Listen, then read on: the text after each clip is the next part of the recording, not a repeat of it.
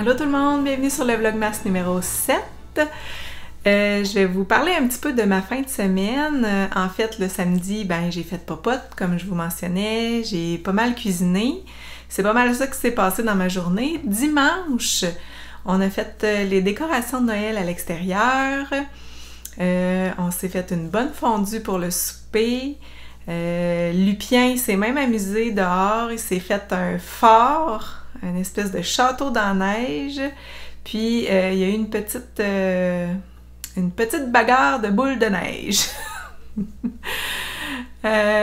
On s'est bien amusé à tourner ça. Puis, en fait, ça résume un petit peu là, ma journée de dimanche. Puis j'ai fait du tricot en soirée.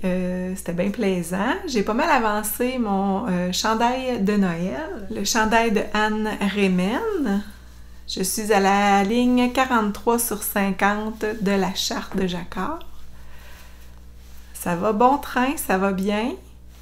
Je pense terminer le Jacquard ce soir. Puis après, ça va être du tricot en jersey, tout en blanc. Ça devrait bien aller. Donc, je me suis bien avancée, puis je suis vraiment contente du résultat. Ça fait super bien. Puis je pense que ce sera pas trop effet cartonné, si je peux dire. Là. Ça va être quand même assez fluide là, comme tricot, je pense bien. Puis, j'ai vraiment hâte là, de finir la charte de Jacquard parce qu'après, ça va aller vite. Moi, j'aime ça tricoter du jersey, ça me dérange pas du tout. Ensuite, j'ai avancé aussi mon petit bas, donc pour le cal TP 2024 de Théorus Podcast et les Joyeuses Tricoteuses. Donc, je vais participer aux 2 cals avec ma paire de bas. C'est des petites côtes brisées, c'est un patron, je me suis inspirée là, de 2 patrons de Marie-Christine Lévesque, puis j'ai fait une petite bordure en dents de chat que je vais recoudre. J'ai vraiment hâte là, de recoudre ça pour voir le résultat là, de ce que ça donne. Puis c'est le fun de tricoter les petites côtes brisées, j'aime bien ça. C'est un peu le même principe que mon Leila Sweater que j'étais en train de tricoter, mais que j'ai comme abandonné là, durant les vlogmas parce que je manque de temps. Mais des belles petites côtes brisées, c'est le fun à faire. Il y a une petite manipulation, c'est un rang sur 2. Donc un rang tout en jersey, puis l'autre rang, il y a une petite manipulation à faire. Super addictif, bien le fun. J'ai presque fini la jambe, là, en fait. De mon bas numéro 2.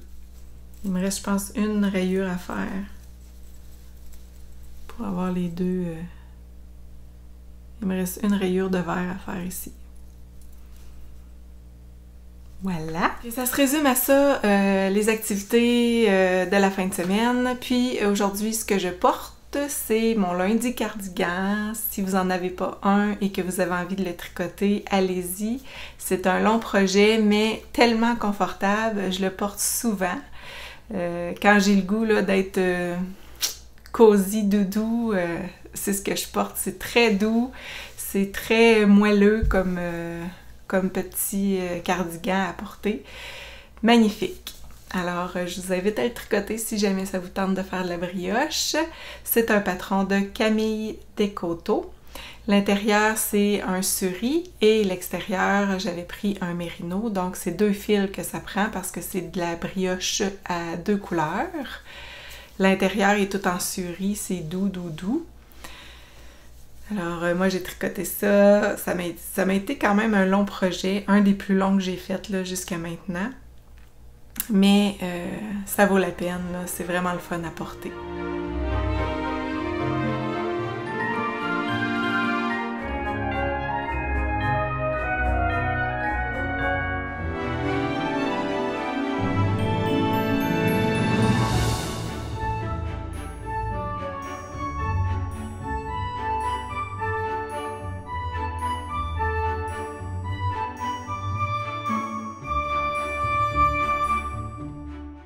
Je continue à tricoter ma tuque boulet pour le cal boulet de Lolipelote. Je suis bonne, je maintiens le cap 2 rangs par jour, puis ça fait bien mon bonheur. Puis elle va être finie cette tuque-là, je vous le garantis. Puis j'ai même trouvé un beau pompon pour mettre sur le top là-dessus. On verra ce que ça donne avec le pompon. Mais je pense que j'aimerais bien en mettre un. Je voulais revenir sur les recettes que j'ai faites. J'en ai mis 2 dans la barre de description du Vlogmas numéro 6. Donc, si vous voulez aller voir dans la barre de description, il y a la recette de tourtière et la recette de pâté au poulet. Moi, pour ce qui est du bouillon de poulet que je mets dedans ces 2 recettes-là, c'est vraiment mon bouillon que je conserve là, de la cuisson de mon poulet. C'est ce bouillon-là que j'utilise là, pour mettre dans mes pâtés. Puis c'est sûr que pour la recette, j'ai grossi un petit peu là, les portions, puis je suis allée à peu près là, pour les ingrédients. Désolée, c'est à peu près. J'ai pas les quantités exactes, là, mais tu sais, s'il disait un céleri, ben moi j'en ai peut-être mis 2. S'il disait une carotte, ben moi j'en ai mis 2. Donc, je suis allée un petit peu à l'œil là, pour cuisiner ces pâtés-là.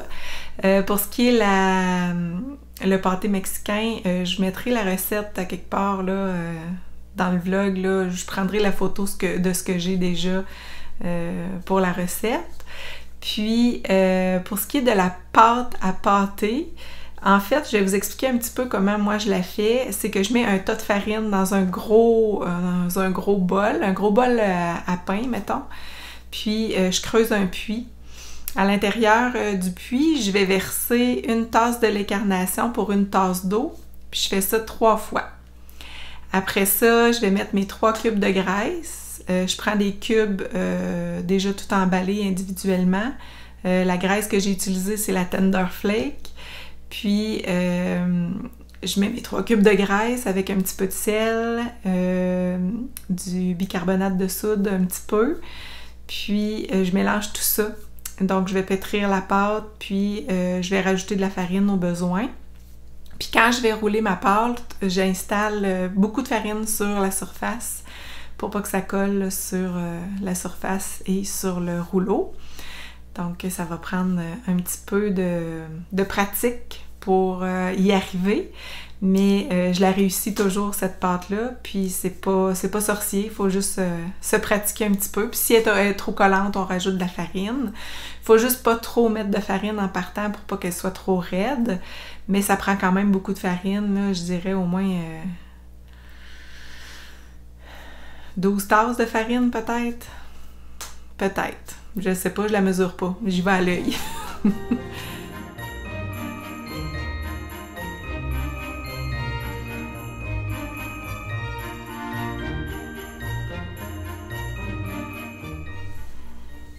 Je voulais remercier tout le monde aussi qui ont commenté la dernière vidéo, qui m'ont partagé quelques souvenirs de leur enfance, souvenirs de Noël.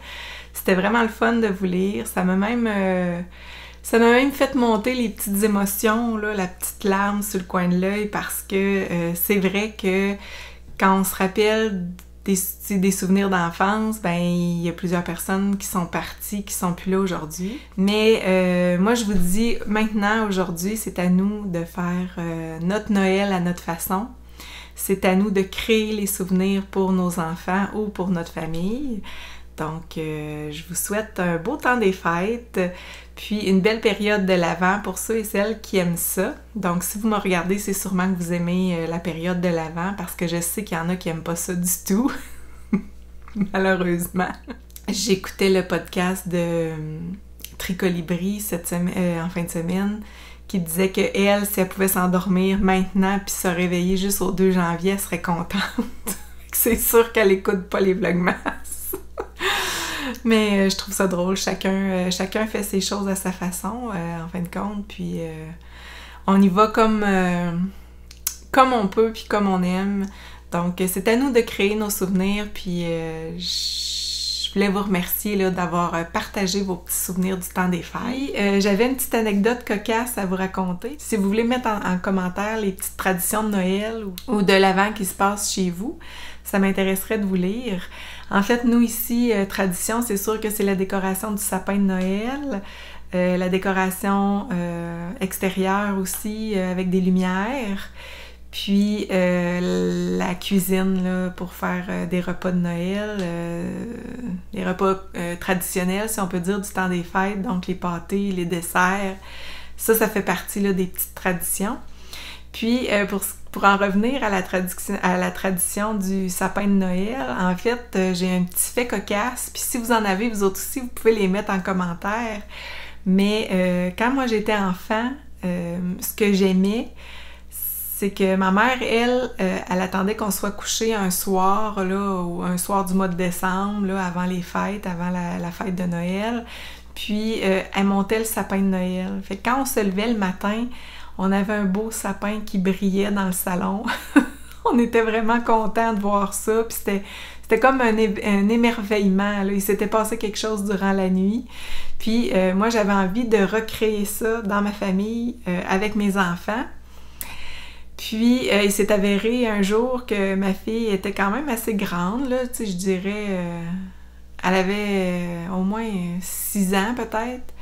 Puis elle, son rêve, c'était de faire le sapin de Noël avec moi, sauf que moi, dans ma tête, je me disais, ça va être encore plus encore plus merveilleux qu'elle ait la surprise le lendemain matin, un peu comme mon sentiment d'enfant quand j'étais enfant, fait que j'avais décoré le sapin le soir, là, pendant qu'elle était couchée. Le lendemain matin, quand elle s'est réveillée, c'était pas un émerveillement, mais pas pantoute.